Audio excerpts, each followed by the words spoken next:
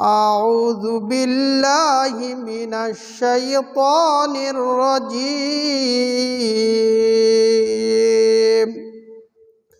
ولله على الناس حج البيت من استطاع إليه سبيلا ومن كفر فإن الله غني عن العالمين وقال تعالى الحج أشهر معلومات فمن فرض فيهن الحج فلا رفث ولا فسوق ولا جدال في الحج وما تفعلوا من خير يعلمه الله وتزودوا فإن خير الزاد التقوى واتقون يا أولي الألباب عن ابن عمر رضي الله عنهما قال رسول الله صلى الله عليه وسلم بني الإسلام على 5 شهادة أن لا إله إلا الله وأن محمدا رسول الله وإقام الصلاة وإيتاء الزكاة والحج وصوم رمضان متفق عليه وقال تعالى إن الله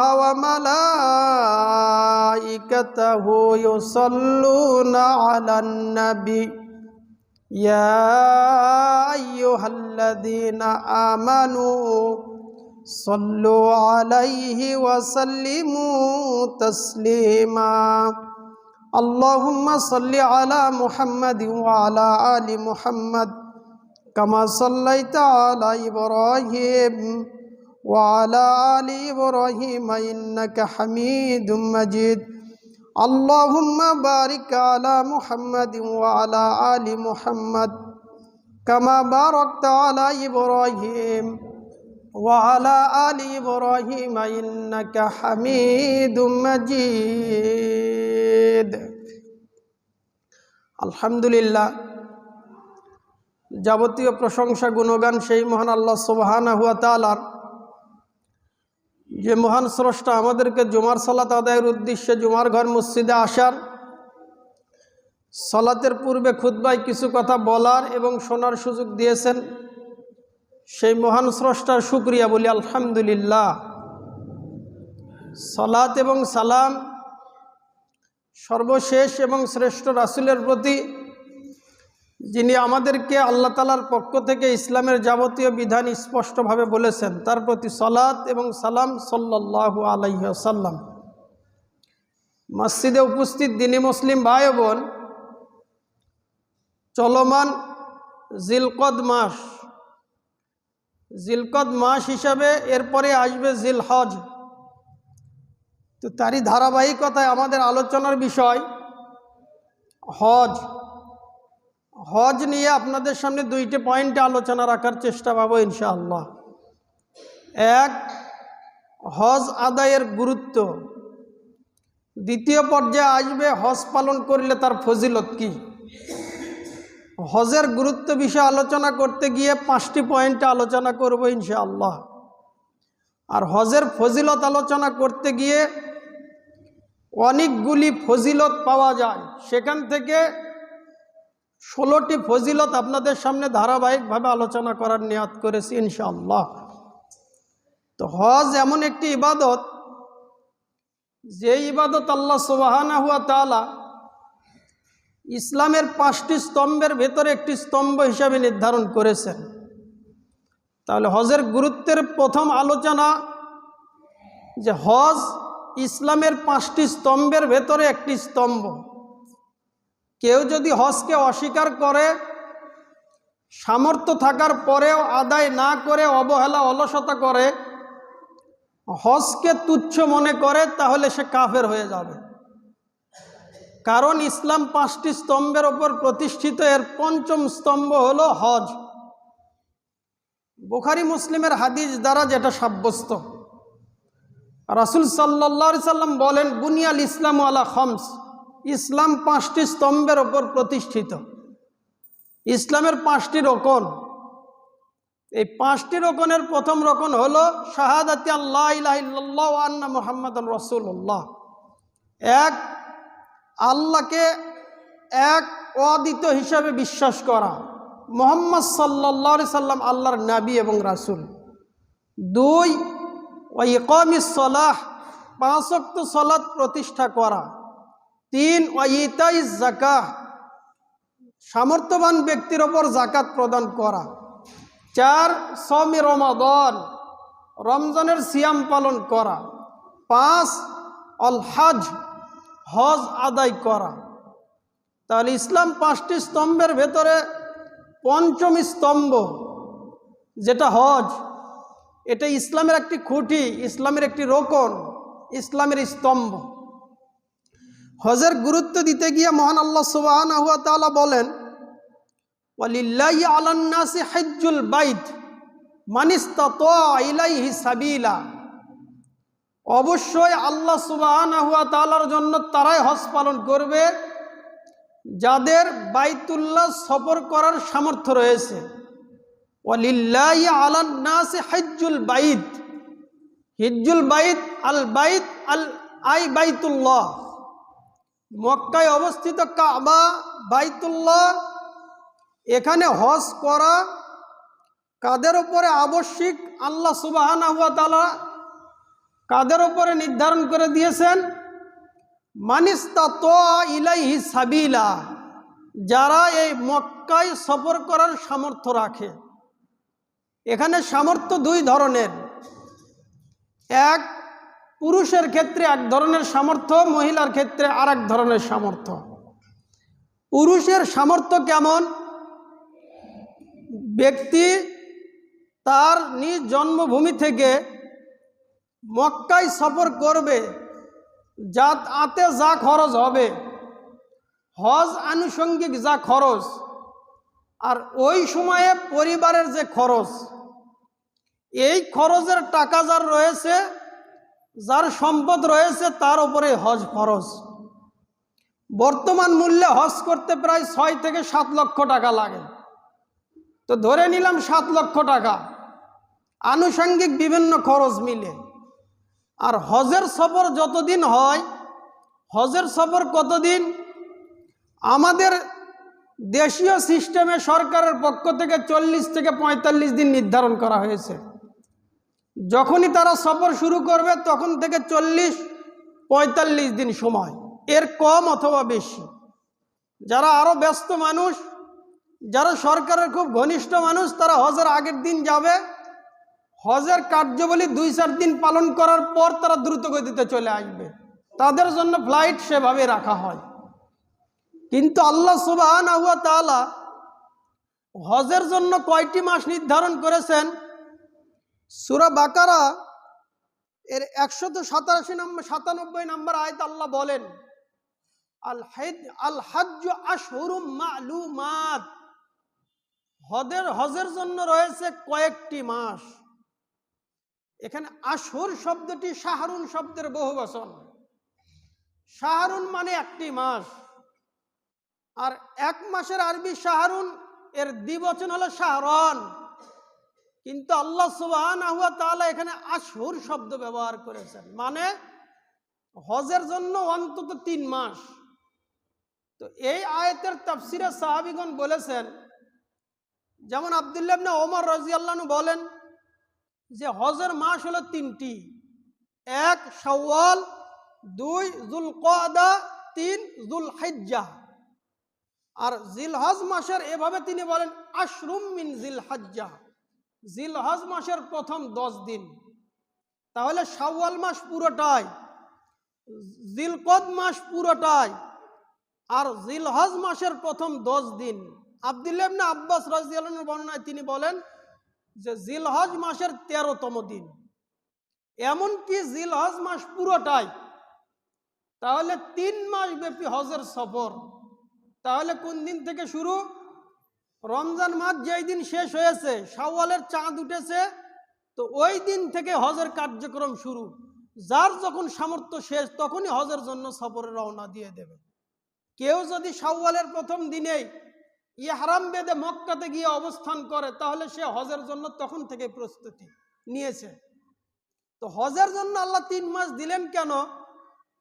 তাফসীরে ইবনে কাসিরে আব্দুল্লাহ ইবনে আব্বাস রাদিয়াল্লাহু আনহু উক্তি তিনি নকল করে বলেন, লা ইয়াহরিমু বিল হজ্জ ইল্লা ফি আশহুরিল হজ। হজের জন্য যে ইহরাম বাঁধতে হয়, হজের জন্য ইহরাম বেঁধে হজের সফর শুরু করতে হয়, এটা কখন? হজের মাস ছাড়া অন্য কোনো মাসে এই ইহরাম বাঁধা বৈধ নয়। তাহলে সুন্নাত কোনটি? তিনি বলেন, ওয়া ইফাইন্না মিন সুন্নাতিল হজ আইয়াহরিমা বিল হজ ফি আশহুরিল হজ। তাহলে কোনো ব্যক্তি হজের জন্য ইহরাম বাঁধবে হজের 3 মাসের কোনো এক মাসে, এটাই হলো সুন্নাহ। তাহলে শাওয়ালের প্রথম দিন থেকে ইহরাম বাঁধা শুরু, ওই দিন থেকে ইহরাম বেঁধে সে হজের উদ্দেশ্যে সফর করবে।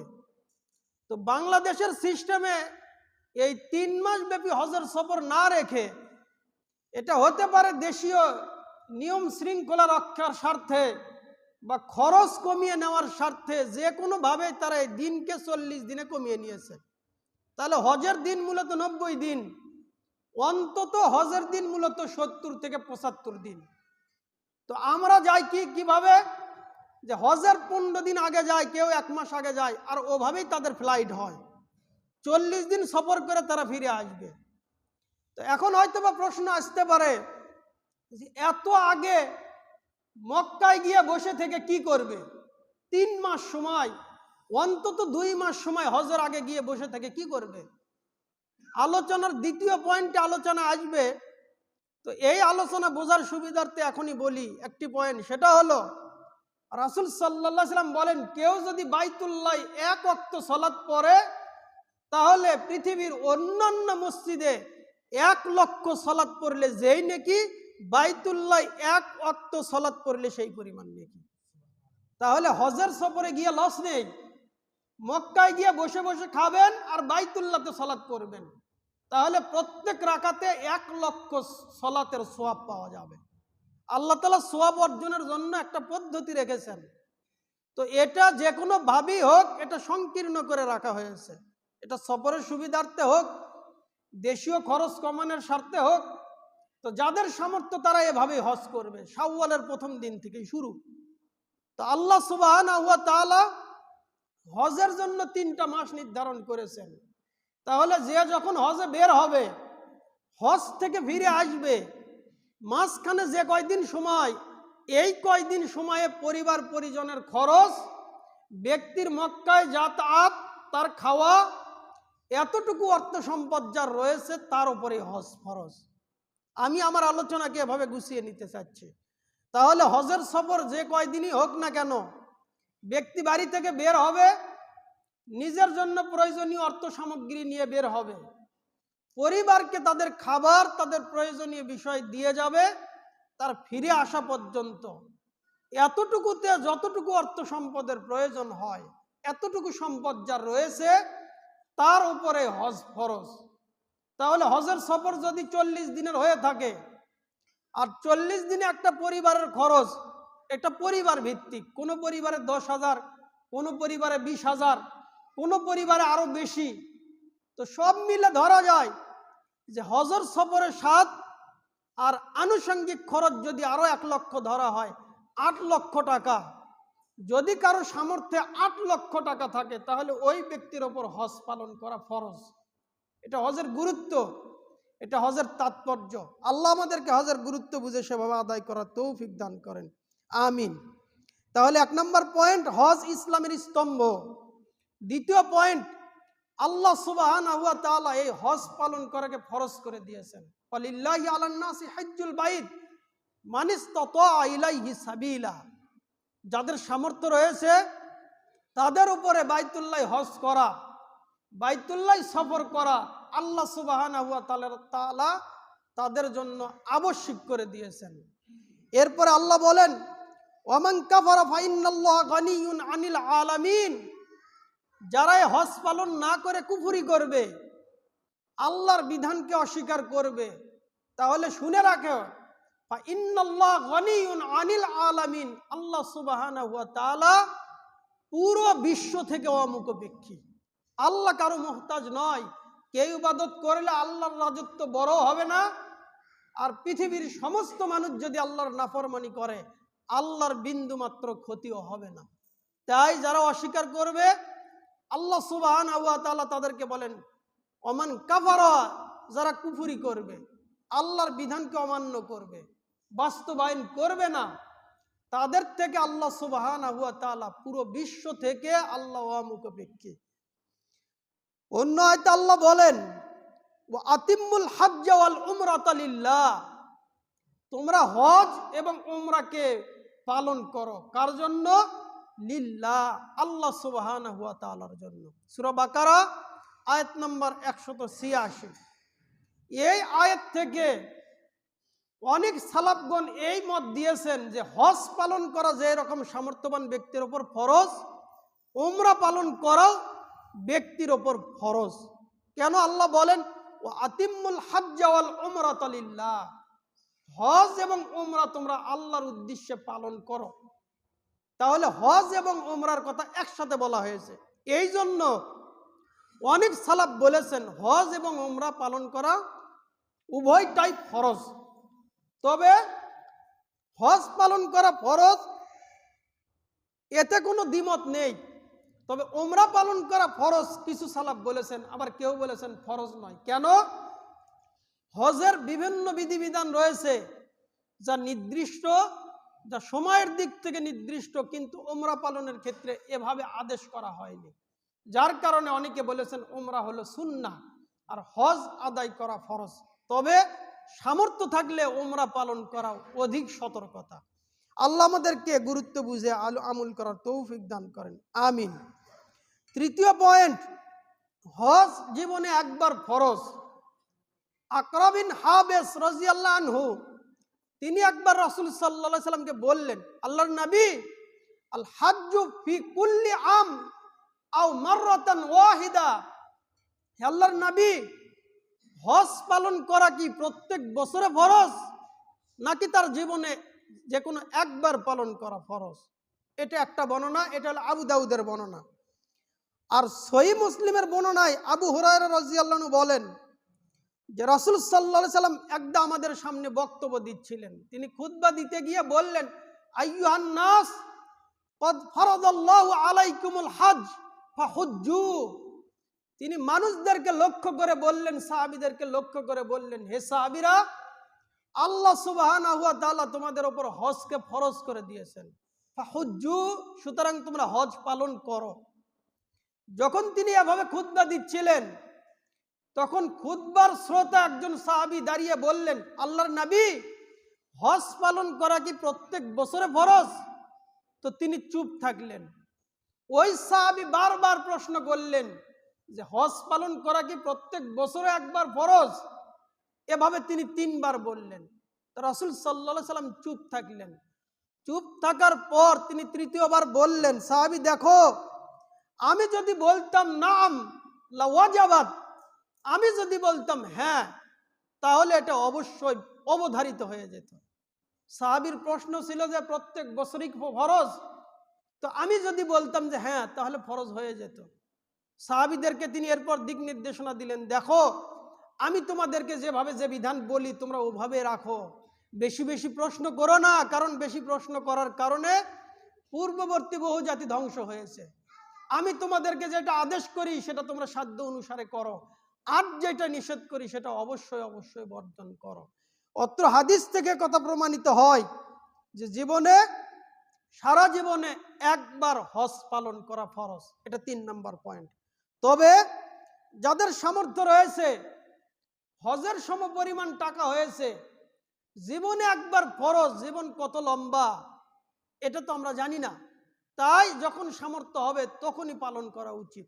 আলোচনার 4 নম্বর পয়েন্ট, আব্দুল্লাহ ইবনে আব্বাস রাদিয়াল্লাহু আনহু বলেন যে রাসূল সাল্লাল্লাহু আলাইহি সাল্লাম বলেছেন, মান আরাদাল হজ ফালইয়াতাআজ্জাল, কারো উপরে যদি হজ ফরজ হয়ে যায়, সে যদি হজের ইচ্ছা পোষণ করে, ফালইয়াতাআজ্জাল, সে যেন তাড়াহুড়া করে হজ পালন করে নেয়।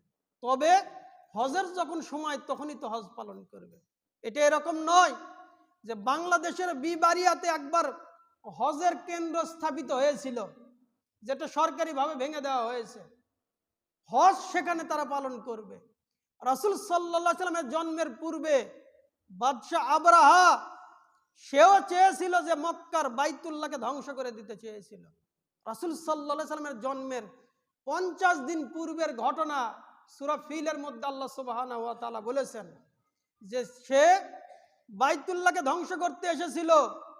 পুরো বিশ্ব থেকে মানুষ বাইতুল্লাহ হজ করতে যায়, তাই সে ওটাকে ধ্বংস করতে চেয়েছিল, তার দেশে স্থাপন করতে চেয়েছিল, সেখানে মানুষ হজ করতে যাবে। আল্লাহ সুবহানাহু ওয়া তাআলা এটা গ্রহণ করেননি, হস্তি বাহিনীকে ধূলিসাৎ করে দিয়েছেন। বাংলাদেশের বিবাড়িয়াতেও হজের কেন্দ্র স্থাপিত হয়েছিল এক পীর সাহেবের মাধ্যমে, ওটাকেও গুড়িয়ে দেওয়া হয়েছে, ওটারও অস্তিত্ব নাই।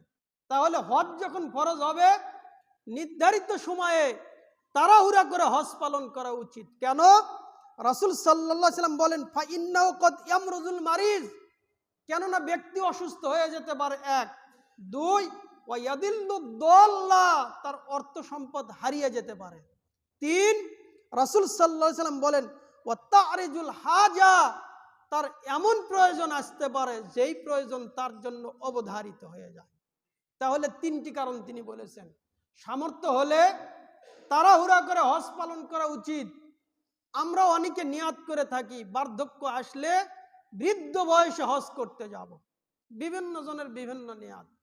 অনেকে আবার হজ করতে যায় এই নিয়াতে যে লোকে আমাকে হাজি বলবে, ব্যবসা জমজমাট হয়ে যাবে। দোকানের নাম হাজি সাহেবের দোকান, আর হাজি সাহেব টুপি মাথায় দিয়ে যত প্রকার দুই নাম্বারি করতে পারে সে ওই নিয়তেই হাজি। কিন্তু হজের ক্ষেত্রে আল্লাহ সুবহানাহু ওয়া তাআলা কোরআনেও বলেছেন, হাদিসেও রাসূল সাল্লাল্লাহু আলাইহি সাল্লাম বলেছেন ওয়ালিল্লাহি আলান নাসি হজ্জুল বাইত।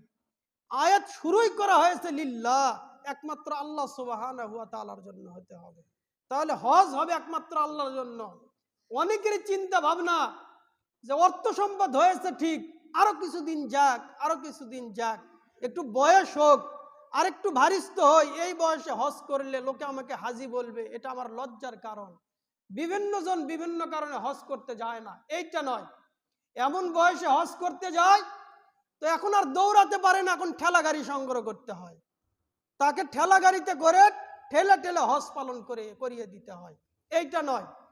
হজ এমন একটি ইবাদত যা অন্য অন্য ইবাদতের চাইতে ব্যতিক্রম ইবাদত। সালাত শারীরিক ইবাদত, যেটা শরীরের শক্তি ব্যয় করে করতে হয়, অর্থনৈতিক নয়। যাকাত অর্থ দান করতে হয়, যেখানে শরীরের সাথে সম্পর্কিত নয়। সিয়াম না খেয়ে শরীরের সাথে সম্পর্ক দিয়ে সিয়াম পালন করতে হয়। কিন্তু হজ এমন ইবাদত যার ভেতরে দুইটারই সমন্বয় হয়, এক অর্থনৈতিক সমন্বয়, দুই শারীরিক সমন্বয়। যদি সাফা মারওয়া পাহাড়ের মধ্যে দৌড়াতে না পারে, বাইতুল্লাহ তওয়াফ করতে না পারে, তাহলে তো সে হজের ক্ষেত্রে ক্ষতিগ্রস্ত হয়ে যাবে। অনেকে এমন হয় যে হজের ক্ষেত্রে আর করতে পারে না, তখন ভাড়াটিয়া লোক নিতে হয় যে তুমি আমার এই কাজ করিয়ে দাও, এইটা নয়। রাসূল সাল্লাল্লাহু আলাইহি সাল্লাম বলেন মান আরাদাল হজ্জ ফালইয়াতাআজ্জাল, যখনই যার সামর্থ্য হবে তখনই সে হজের নিয়াত করবে আর যত দ্রুত সম্ভব হজ পালন করে নেবে। কেন? সে অসুস্থ হয়ে যেতে পারে। দুই, তার প্রয়োজনীয় সম্পদ বিলুপ্ত হয়ে যেতে পারে। তিন, তার প্রয়োজনীয় সম্পদ অন্য খাতে ব্যয় হয়ে যেতে পারে। আল্লাহ আমাদেরকে গুরুত্ব বুঝে আদায় করার তৌফিক দান করেন, আমিন। 5 নম্বর পয়েন্ট, হজ এমন গুরুত্বপূর্ণ ইবাদত যেই ইবাদতকে কিয়ামতের পূর্বের লক্ষণের সাথে যুক্ত করে দেওয়া হয়েছে। রাসূল সাল্লাল্লাহু আলাইহি সাল্লাম বলেন লা তাকুমুস সা হাত্তা তাহুজ্জাল বাইত, কিয়ামত ততদিন হবে না যতদিন পর্যন্ত বাইতুল্লাহ হজ চলবে। বাইতুল্লাহ হজ বন্ধ, তার মানে এটা কিয়ামতের আলামত, কিয়ামতের পূর্ব নিদর্শন যে বাইতুল্লাহ হজ বন্ধ হয়ে যাবে। হজ যতদিন চলমান থাকবে ততদিন আল্লাহ সুবহানাহু ওয়া তাআলা কিয়ামত ঘটাবেন না। একটা বর্ণনা আবু সাইদ খুদরি রাদিয়াল্লাহু আনহু থেকে বর্ণিত, তিনি বলেন যে নবী সাল্লাল্লাহু আলাইহি সাল্লাম বলেছেন লা ইউহাজ্জান্নাল বাইত ওয়ালা ইউতামাররান্না বাদা খুরুজ ইয়াজুজ ওয়া মাজুজ। ইয়াজুজ এবং মাজুজ তাদের আগমনের পর পর্যন্ত হজের কার্যক্রম চলমান থাকবে। ইয়াজুজ মাজুজ যখন পৃথিবীতে আসবে তখন পুরো পৃথিবী অশান্তিতে ভরপুর হয়ে যাবে। ওই সময়েও হজ চলবে, উমরা চলবে। 5 নম্বর পয়েন্ট, হজ এমন একটি ইবাদত যেই ইবাদত পৃথিবীর বিশৃঙ্খলাময় পরিবেশ, অশান্ত পরিবেশেও হজের কার্যক্রম চলমান থাকবে। মসজিদে উপস্থিত দ্বীনি মুসলিম ভাই বোন, সুতরাং যাদের আমাদের সামর্থ্য রয়েছে, আল্লাহ তাআলার বিধান, নবী সাল্লাল্লাহু আলাইহি সাল্লামের পক্ষ থেকে আমাদের সামনে বিধান, এই বিধান বাস্তবায়ন করার আল্লাহ আমাদেরকে তৌফিক দান করেন, আমিন। যতটুকু আলোচনা করা হলো, আলোচনার গুরুত্ব বুঝে আমাদের জীবনে তা বাস্তবায়ন করার তৌফিক দান করেন, আমিন।